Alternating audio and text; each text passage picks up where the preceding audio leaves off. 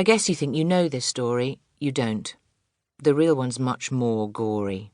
The phony one, the one you know, was cooked up years and years ago and made to sound all soft and sappy, just to keep the children happy.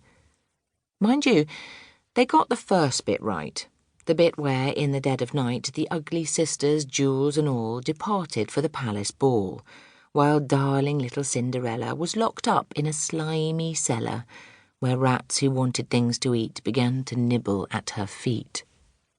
She bellowed, "Help!" and "Let me out!"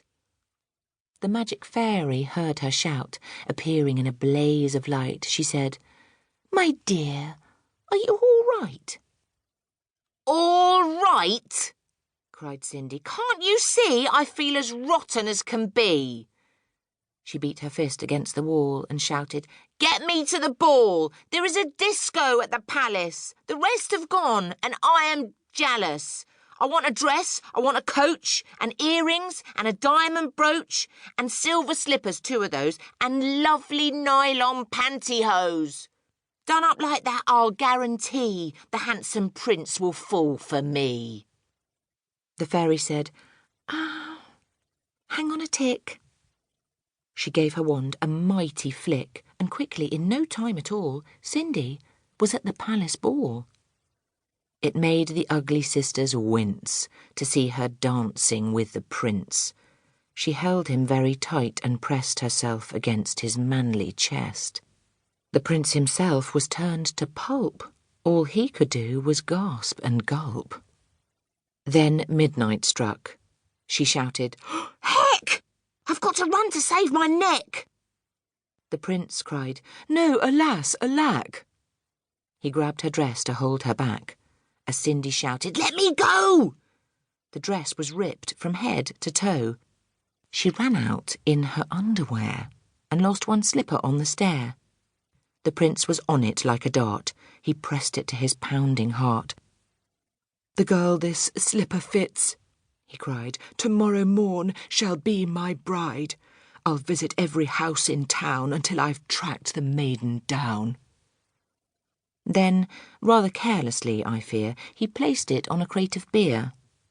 At once, one of the ugly sisters, the one whose face was blotched with blisters, sneaked up and grabbed the dainty shoe and quickly flushed it down the loo. Then, in its place, she calmly put the slipper from her own left foot.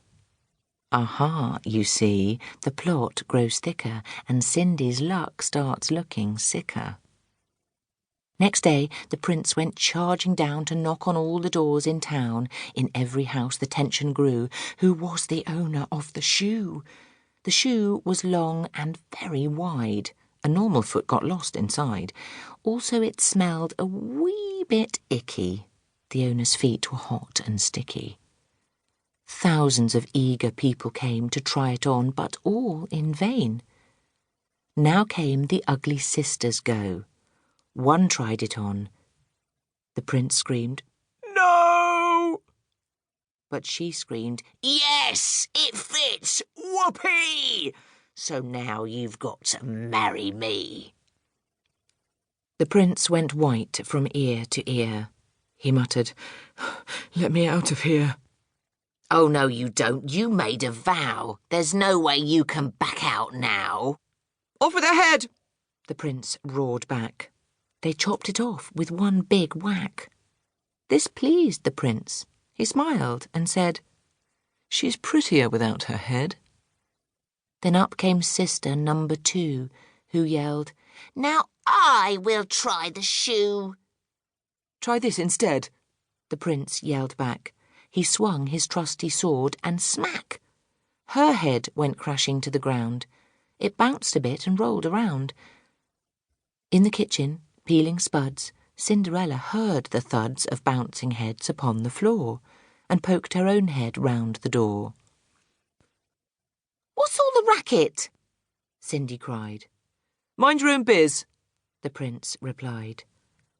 Poor Cindy's heart was torn to shreds. "My prince," she thought. "He chops off heads. How could I marry anyone who does that sort of thing for fun?" The prince cried, "Who's this dirty slut? Off with her nut! Off with her nut!"